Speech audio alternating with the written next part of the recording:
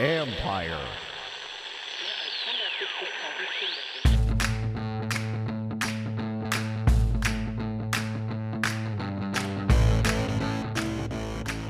Hello and welcome to my podcast.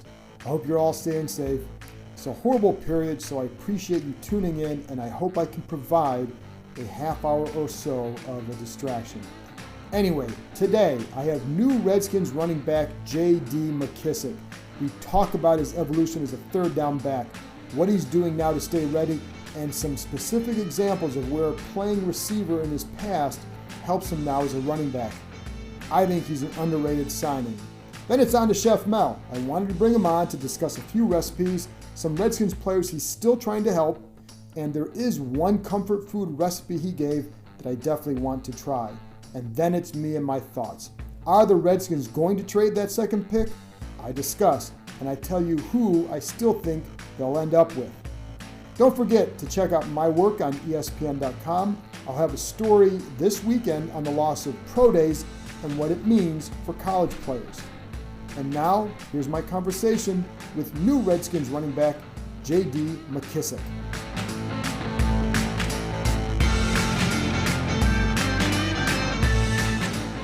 Now I'm joined by new Redskins running back, J.D. McKissic, a converted receiver from several years ago.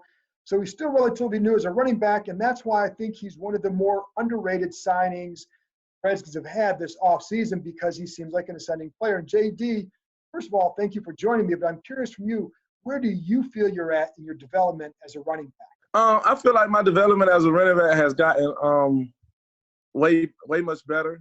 Just the improvement from being a receiver in Atlanta throughout the preseason and coming to Seattle at the end of that year and playing with those guys in the playoff. And just being a receiver, I was always – when I get the ball, it was always to go as fast as possible. And that's something I had to learn as a runner, that you had to be patient. You had to let your blockers you had to let the block, form up, and you had to let guys come off of double teams and get on to backers and trap blocks and however you got guys pulling. You had to be more patient.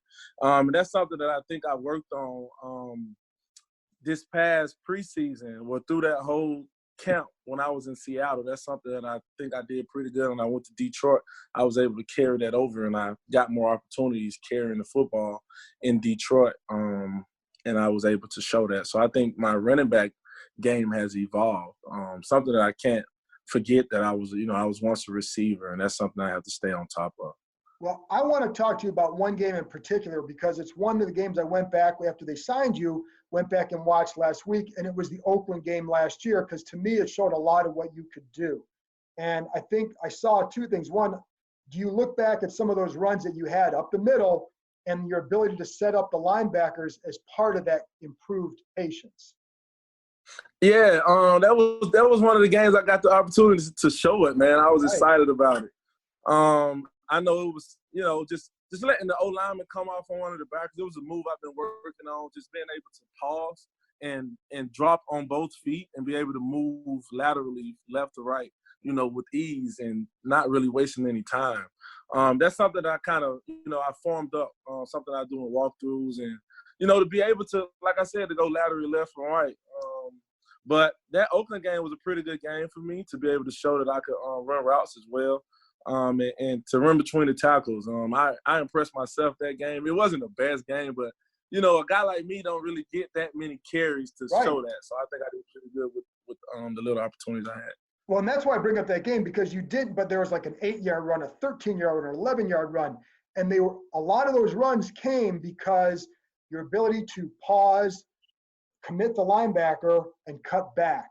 When you try to be patient like that, I mean, how hard – and I want to get more on some of the receiving stuff in a second, but how hard is it to become patient as a back? Because even though you talk about it, it's not easy to become that way. And what are some of the things that showed you that this is the benefit of that? It's extremely hard. Like I said, coming from a receiver, we was always, catch the ball, the defense coming, you got to get out of there. So that was something I had to form up. But as well, you just got to, build that trust with the O-lineman.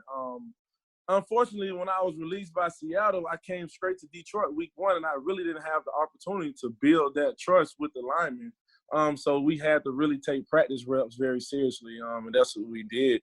So I think it comes with trust, man. And I was always told that, hey, you're so fast, you're so fast, you're so fast. Just be patient, You'll be able to get away from those guys. And that's what I started to do. I just trusted, and I got in the film room more, and I was able to, just learn the game and let my running back game evolve.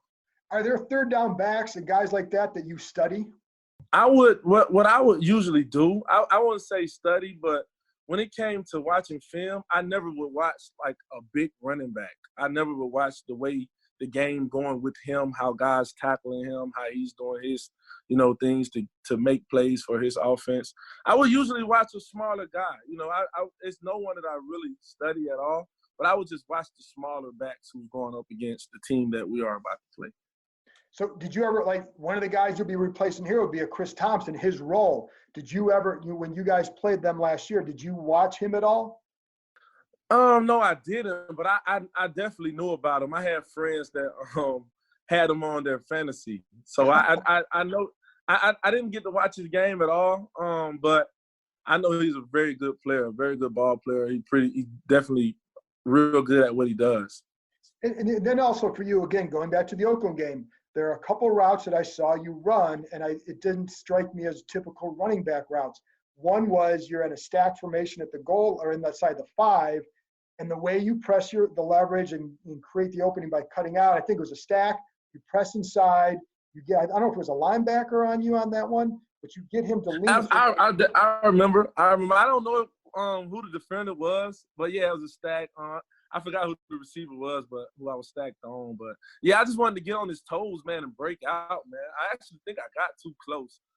We had pressure on that play, and I wasn't able to put it in because Stafford had to get rid of it fast. Yeah, it was a little bit wide, but that doesn't seem like a typical running back route. Well, in Bevel's system, he has at the same time, he had Danny Amendola do it too. So, I mean, he was just comfortable with me doing that, man. Just because, me playing receiver and able to move the way I do. And that's why I think your advantage is, because I also saw later in that game you catch a pass on a slant route that, again, most running backs aren't going to make that sort of a catch. So how do your receiver skills, when you get out there wide and you're out in the set, how do those receiver skills help you? It helps me a lot because I know, some defensive backs would just, don't even pay attention to the running back. And I would love for that to happen when the defensive back come out there and don't even pay attention. You don't respect a running back routes. That helps me. That gives me an advantage because those guys are that good. And if I can get any type of edge, I'm willing to take it that way. But I mean, just being a receiver in college and then with the Atlanta Falcons, and when I was in Seattle, I would be with the receivers the whole time throughout the whole OTAs, phase 1, phase 2, phase 3, minicamp. I'm with the receivers, and I would go with the running backs on certain days. So I was always able to stay up on my receiver route running and, to be ready for those type of routes because curl routes are coming different. You got a corner route. You got deep balls that's usually an easy catch, but you got a curl route with someone on your back. You got an Omaha, you breaking out. So, I just wanted to catch the ball from all different positions on the field, from coming down my stem or breaking out or doing a slant, because it's not easy as people may think it is. Being on the right side or running the slant, catching it with your left hand more than with your dominant hand. So, I mean, you just want to be comfortable, man. I think me playing receiver helped me out a lot to where I can be in those situations and in that position, and I can be trusted. And that's why I wanted to ask you about that. That's why I find you to be one of the more intriguing signs, or maybe underrated, because I think there's a lot you can do. And also, the last one I want to ask you about in that game was, I think it was a touchdown catch you had against Oakland, where you go down the seam, but you turn inside and you press inside, and I think it was a linebacker maybe on you, and then you cut back out and you create like 10 yards of a gap, and it was an easy play after that. But that seems to be another advantage that you'd have over most other running backs. Would you agree? Yeah, I think a lot of running backs can run routes though, man. But sure. Some of it just seems different. Yeah, I agree with you on that too. I mean, you could be more with the coach knowing the guy's background. He open the playbook up a little more just because he know what this guy can do and you can take advantage of a matchup. But just speaking on the route, I mean, I just wanted to make sure I got a free release. Got a free release, make sure I got outside of the defensive end because usually those guys will try to, get you to stop your feet so that linebacker could kind of get on top. But I just wanted to push it vertical, get him to kind of watch me and bag up and don't let him make a move, kind of freeze his feet and break out on him and just be as, precise and accurate as I could be for Stafford to see when I'm making that cut and hit me and get a touchdown. Where do you feel you're at in pass protection? Pass protection last year, man, in Detroit, I think I had an opportunity to show it a good little bit. I think I did a real good job. Just being a receiver, it was all new terminology for me, to hear four down to the wheel, and all that type of stuff. And I think in Detroit, I finally had I don't want to discredit Seattle neither, because that last year in Seattle, when I got cut, it was all like I became a student of the game to where I was learning all that pretty good. And I was, soaking it in pretty well to where when I went to Detroit, I was able to speak a different terminology with my running back coach. And Kyle Kasky did a pretty good job with, installing that, embedding that into me to where I was able to learn it. But it was all about me just having my center of gravity when it came to protection. I think I last year I was fortunate enough to not give up a sack, to not get the quarterback hit. I think I did a pretty good job in pass protection. And that's why I asked you where I asked you earlier about where you felt you're at in your development as a third down back, because do you feel like you're still an ascending player because of the stuff that you're still putting together? I think I'm ready to be a third down back. I know a lot of coaches, through my career, I haven't just been – in 2017, I was the third down back, actually. I got more chances to be the third down back, but me and Mike Davis kind of shared it. But I know I would be in on certain plays that they wanted me to be in, and he would be in on certain places they wanted him to be in. But it doesn't matter to me. I think I could do it. I know I could do it, but, I mean, it's all about what the team needs and who's the best at it. But I think I could do it. But that's what I say. It does seem like you're still improving at whatever you're doing in your new role. I guess that's my point. Absolutely. I think I'm improving and just trying to get better at it every chance I get, every opportunity. But, I mean, hopefully I'm there now, Right. And now switching gears to the topic of the day with this whole virus and everybody being shut down, how have you been handling this? What are you doing to stay in shape? The crazy thing is this offseason has been going pretty good with me as far as training. But with the coronavirus getting serious down here in the South in my area and guys shutting the city down and shutting places down to where only 10 people could be there, we were still training, man, but they shut it down to now I don't really have a place to live because I really have been trying to get my strength up. But right. And I can't really go on the field because it's signs up and saying that, due to COVID-19, we can't have you guys out here. So right now, me and my girlfriend just been running the neighborhood, man. We finding hills. We did hills yesterday. Today we're gonna work on our endurance, man. Just trying to find a way. So your girlfriend's doing that with you? Yeah. I know it sounds kind of weak, but she's an athlete herself. That's why I figure she must be if she's doing that. That's why I asked. What about how, in terms of your strength, how are you keeping that up? Well, luckily what happened was the weight room just got shut down. And through this whole time I've been lifting. But right now, man, I'm just going to have to start doing some push-ups. Yeah. Old school, yeah. Are you concerned about being able to learn the playbook the way you need? Because it may be that you're doing all this, through Zoom or whatever. Are you concerned about that part of it? How do you approach that? Well, that's all about just wanting to do it, just wanting to learn it. I'm gonna have to put the time in if I can't be with our coach. I've been in 2 different systems. Well, actually, Seattle system was definitely the same as Coach Bevel when he left. Sure. But now that I'm a guy that's been in the league for a while, man, I got my study habits. I got, ways to go about with things, and I think I'll be able to, learn it pretty easy. Are you? And if I have questions, that's from my running back coach. And I just got a couple more things for you, and then I'll let you go here. But are you concerned? I think we're all sitting here wondering what's going to happen with the season. Are you concerned if there will even be a season? I mean, I know nobody knows for sure, but what do you feel about that? I'm not concerned because I think sooner or later everything will get better at time. I think we're doing a pretty good job with not spreading it. But I'm not concerned, man. I think basketball players and guys whose sports are going on right now and coming up, I think we still have a pretty good, space, a little gap. But it may not be a off season. It may just be a training camp, So with us, so that's something to be concerned about because training camp is full go. So right. Well, that's what I mean. How do you? That means that you have to stay in shape now to get there. So you're because if you're not in shape when you get there, it's going to be really difficult, wouldn't it be? Yeah, it's going to be difficult. Guys get injured from not being in shape. Muscles not able to go for 2 hours, however long practice may be, and with the recovery time and how things going to be. Well, I know those guys going to do a great job, guys who's working upstairs with strength conditioning and all that as well. Just knowing that we probably wasn't able to get that same type of training in. But no excuses, man. You just got to be ready for whatever, right, man.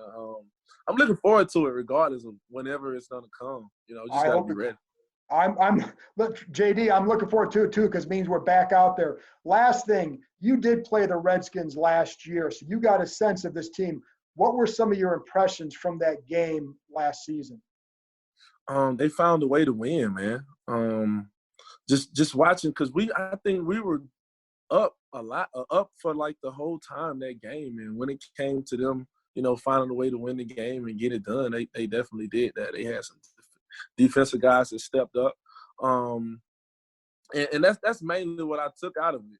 I really didn't get the opportunity to play that much that game. Right. I probably had like a couple plays, and that was it. But I mean, just watching from the outside, what I could take from it, watching Washington is when it came down to winning the game, they did what it took and they got it done. They had some players that stepped up and made some plays. And I seen offensively, I seen a couple skilled guys that look pretty good. Like who? Making plays. I've seen the kick return. I don't remember numbers, but it was Steven the kick Sims. return out that he housed it. He was close to taking it to the house a couple times. And I think he did Steven take Sims, one. yeah. And it was a receiver McLaurin. who Say was battling with. Terry McLaurin. Yeah, I think him. He was pretty awesome. And that's all I could remember, man. Just being a skill guy and watching other skill guys and just remembering that. So yeah, because he gave Terry McLaurin had a pretty good battle against Darius Slay and did pretty well that game against him. And if you're doing that against Darius, it's pretty good. Absolutely, there's a real good ball player. And I remember the cornerback who got me fined because his helmet came off, and I got fined for that. How much did that cost you? It was $10,000. Yeah, $10,000. We got it down. Well, JD, listen, I appreciate you joining me and taking out this time. And I know, like I said, I think people are gonna enjoy watching you because it seems like you're a guy who's still getting things, who is at a point where you're ready to kind of take another step. And I'll be honest, man, I was watching after I watched him, like, why didn't Detroit do a little bit more with you? So maybe you're wondering the same thing. So, but I appreciate you joining me and go back, stay safe, and I hope we see you soon. All right, man. I appreciate you, man. Stay clean. Thanks, you too. After this break, I'll be back with Chef Mel, who will have you hungry for breakfast after his pancake recipe and find out some of the good things he's doing in the community during this time.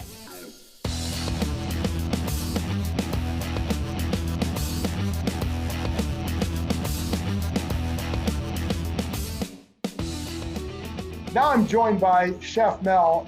I want to go in a direction where we can bring not so much levity, but maybe something different to focus on than just the football season and then all the other stuff going on. So I want to bring in Mel, some little food talk. But first of all, Mel, I'm just curious, how are you doing throughout all this? Man, just just trying to survive like everybody else is, man. That's all. How has your business changed because of this? Oh, it changed dramatically, man. But you got to keep on going and just keep on being creative and just figuring out a plan on how to continue to feed others and do what you can to make it. And that's obviously something everybody's trying to do. Are you, because I know you do a lot of work with players, are you still doing things with players? Yeah. I'm them guys, they actually depend on me to make some meals anyway. So I do that and I make it for other people as well. And who are you still making stuff for with the players? Just a few guys that was in and out, but now since everybody just been since this lockdown, it haven't been nobody. Okay, that's what I didn't know if you could do anything still, like even if dropping it off at their house or whatever. Yeah, I can still do that, but I just right now I just fell back from doing anything for the moment. I'll be back on soon because got to get these guys ready for the season anyway. For the Right. Coming up.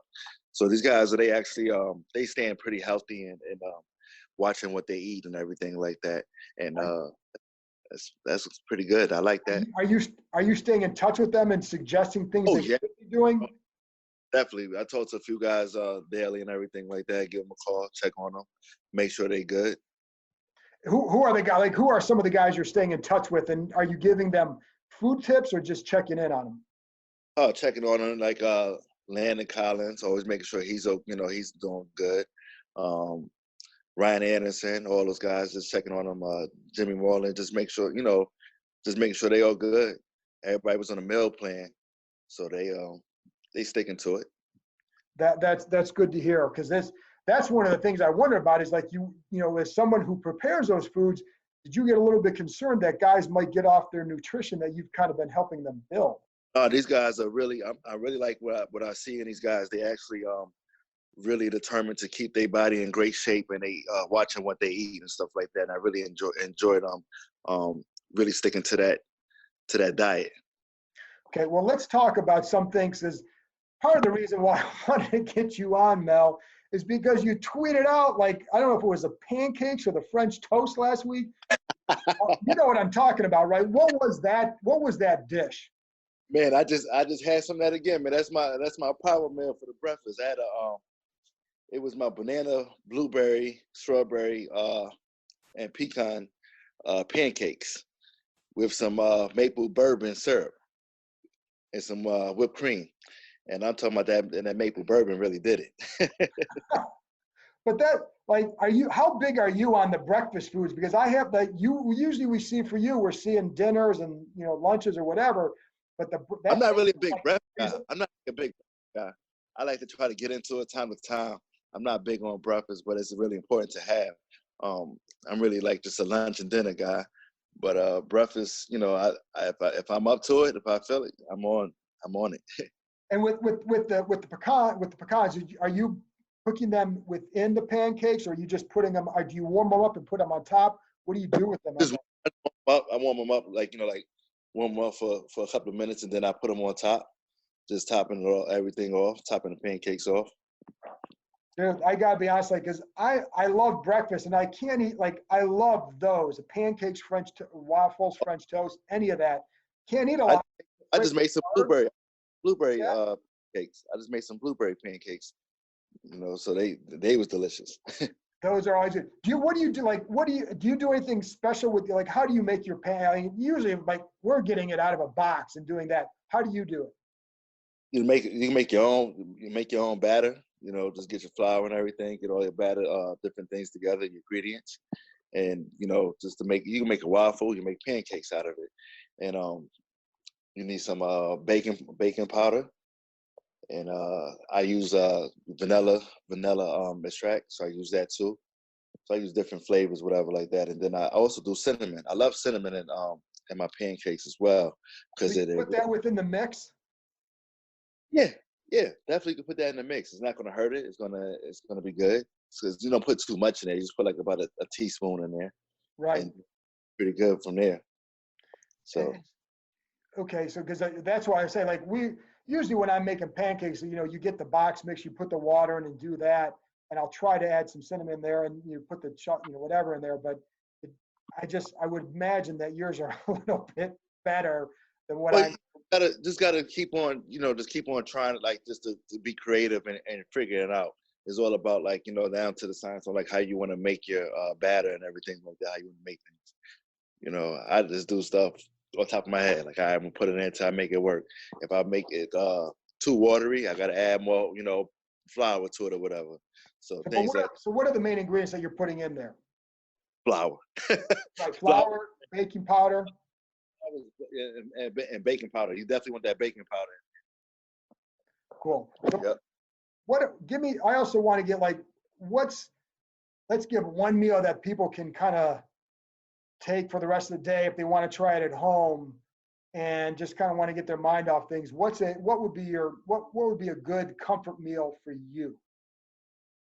Oh man, I got a few of them, man. Some smothered chicken is one of them.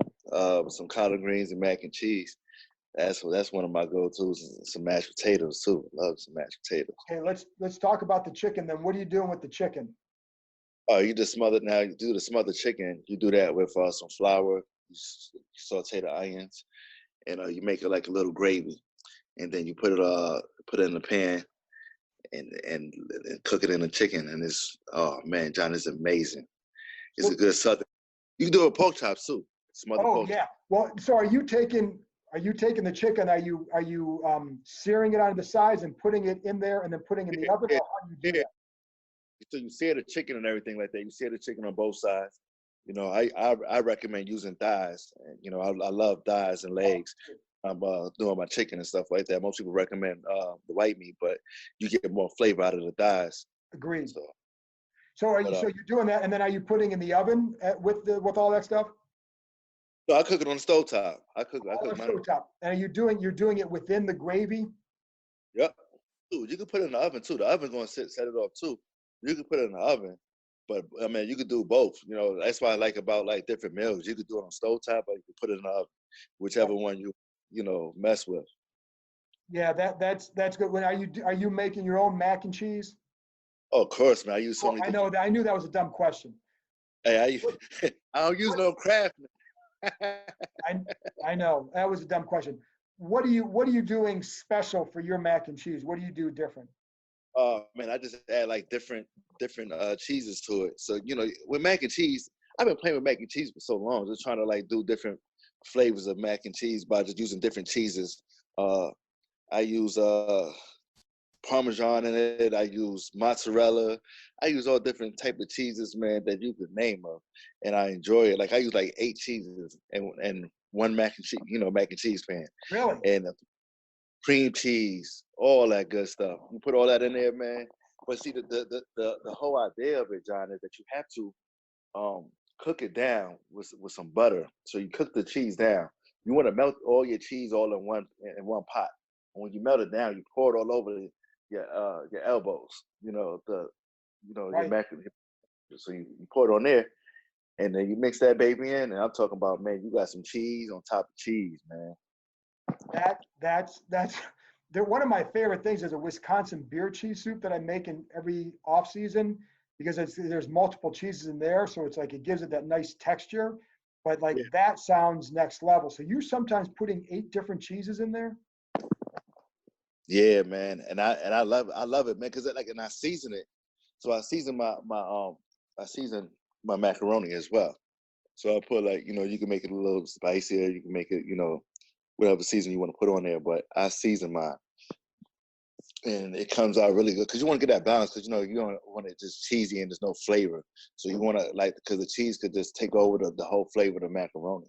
So what you want to do is add some flavor to it as well. Give it some type of identity as well. Yeah. Do you have a favorite flavor that you add? What's your go-to? I put salt, pepper in there. I put different seasons, and I ain't gonna share my seasons up in. But the point is, if you like a season, you could give it some heat in there too, right? Oh, you could definitely give it some heat in there. So you could use some, different heat to it, whatever heat that you prefer, and your ingredients. But like I said, I use certain ingredients that I really enjoy using in my mac and cheese. I try to, because I'm trying to do I'm trying to really get my mac and cheese like to the top. So I keep on practicing and keep on using different cheeses to see which one I'm going to stick with. It's going to be my go-to mac and cheese. So if I had to make mac and cheese for you or anyone, I want to have a go-to. And you want to make a few ones because, they get expensive too. Yeah. So, Yeah. man, that sounds really good. Now I'm pretty hungry. So I'm going to have to make one of these things because I'm really hungry right now. Gotta Mel, make some mac and cheese and put on Tiger King or Ozark. well, my wife and I are about ready to finish up Ozark. We've been trying to spread it out to make this last a little bit. And then I think, Tiger King might be next for us, but we're going to run out of, I don't know if it's impossible to run. Yeah, I don't know if it's possible to run out of shows, but I just I hope I watch shows over and over again just to get more idea of the show and everything like that. I may miss some because sometimes I fall asleep on these shows. Well, listen, Mel, I fall asleep most nights in front of it, and I tell my wife I think I only missed 5 minutes, and the next morning I get up so early I go back and watch it, and I realize actually you missed about 30 minutes. So sometimes I make it up through it. Though one night I made it up through a couple of episodes and it was okay. And then I'll fall asleep for 10 minutes and I'm up for the next 3 hours, so it's okay. But there's always gaps that you miss, and that's driving me nuts. So, but listen, tell people where they can find you and what they can still get from you. Oh man, they can get everything from me. They can find me on Instagram. I am Chef Mel, and they can find me on Twitter at Mel at 12 Tables. And you're still open for business. I'm always still open, John. I'm trying to, like I said, I'm staying in there. I'm trying to feed everybody I can. I'm actually going to the hospital to feed George Washington Hospital. Georgetown University Hospital tonight. I'm going to be to help feed people there. Yeah, I'm just trying to help some people at the same time, like at this particular time right now as well. Much as I can to feed people that need the meals and that I need to deliver to them. I'm on the front line, just trying to make things work, trying to keep the world safe a little bit. Yeah, keep myself safe too. Yeah, I'm like, hey, Mel, that's greatly appreciated. So anybody listening to you is going to be applauding you right now. So I appreciate that, and I'll say thank you from everybody who's listening. So, and I always like talking to you. So I'm glad we could catch up a little bit now, and we'll get you back on soon to talk about some more recipes because I have a feeling we'll be needing things to do for a little while. Well, I know I need you to smoke me some chicken too. Smoke me some red can chicken. I definitely need that on the menu. So I need some things from you as well, John. So that's the one. Like we're going to be doing that soon. I did ribs last week.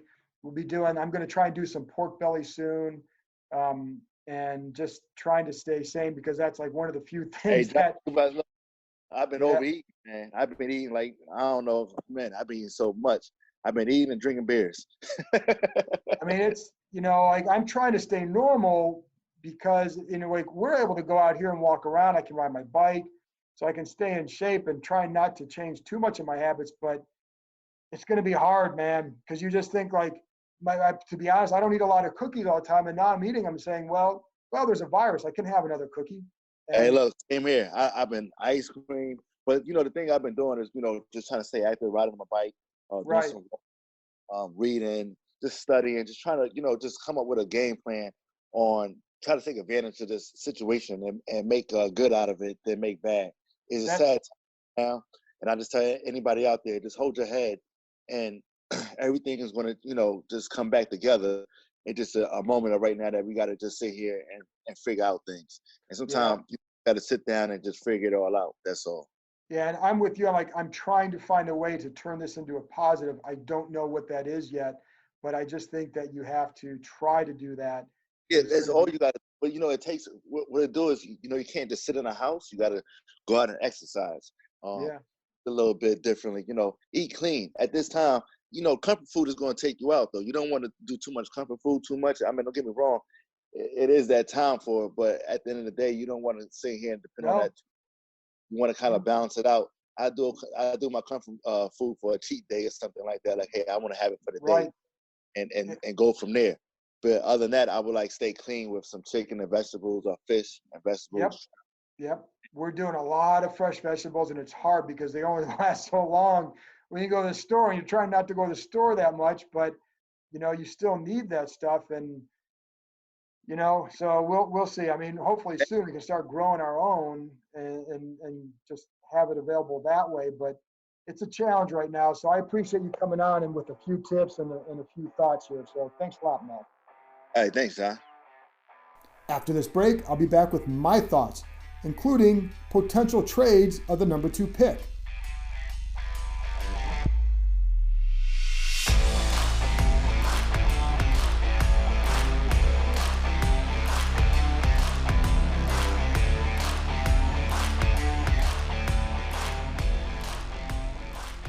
Welcome back. Now here are a few nuggets of information I think you need to know. Let's get to it. On the draft.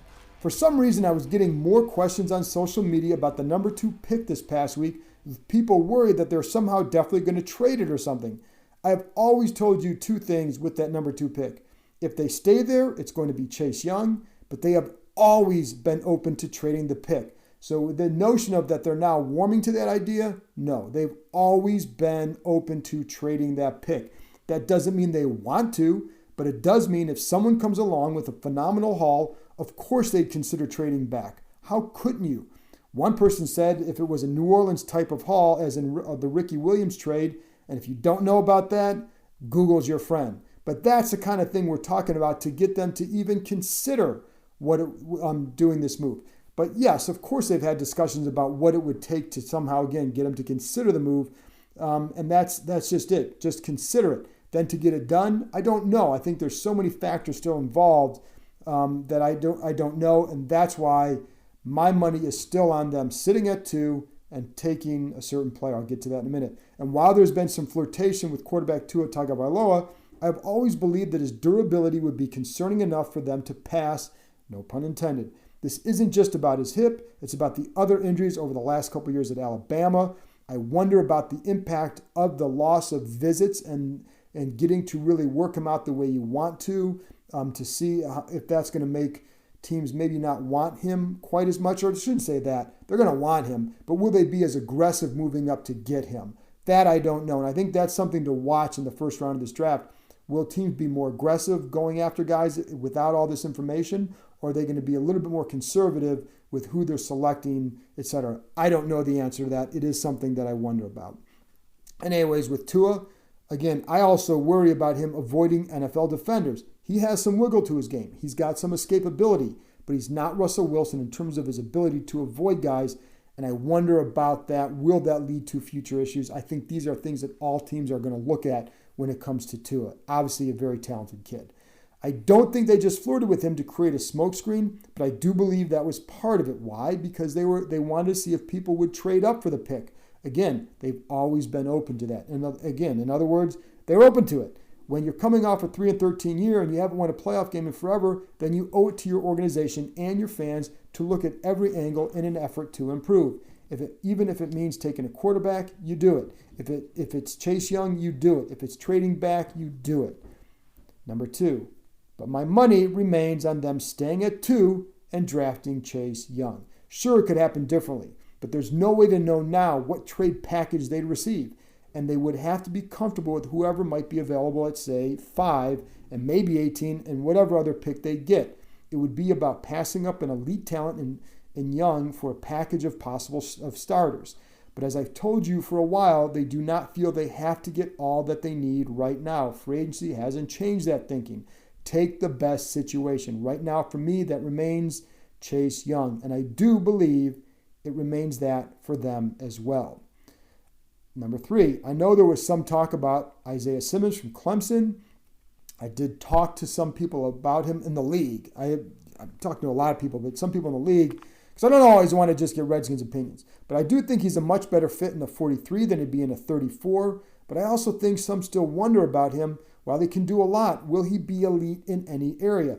I think that's the question teams must ask themselves. I think some teams will say yes because they love the versatility. And I definitely think some teams will say no. While they like him a lot, and he could be top five pick, I don't think that when you're comparing him to Chase Young that you're going to look at them in the same category. I don't believe so. Some people might, But certainly not all the people I've talked to would look at it that way. Number 4, I know there's been some chatter about Reuben Foster lately, and I have said and will continue to say they don't know yet exactly when he'd be ready to be on the field. Part of that is the whole thing we're under right now with the virus and the facility being closed. I'd say that they have hope for him for training camp. They're hopeful about that, but they can't say that for sure yet. They just don't know. He has been running, and guys who have seen him run say he's looked good or running pretty well. But we're still talking about nerve damage, and as we've seen here lately, that's unpredictable. There's not much they can really do to speed up that process, so it's just going to take some time. So again, they don't know. They have hope. But until they get him out there, I think there's always going to be the don't know yet. In next week's podcast, I want to talk more about Foster and the defensive versatility the Redskins have based on who they have signed this offseason. It includes linebackers, includes the secondary. I think it's important and could be very beneficial. My God, folks, I hope we have a season to see all this unfold.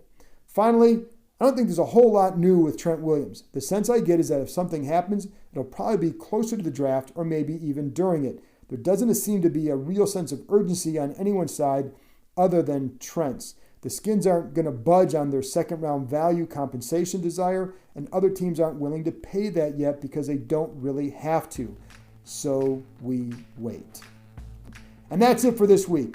Thank you very much to running back J.D. McKissic for joining me and to the Redskins for lining that up. I give their public relations staff a lot of props for lining up a bunch of interviews during the week, conference calls, etc., and for getting us McKissic. And I hope you enjoyed the interview. Thank you to Chef Mel for joining me and for helping out the community in this time of need. Thank you for listening. Stay indoors and stay safe, folks. Please stay safe. Talk to you next time.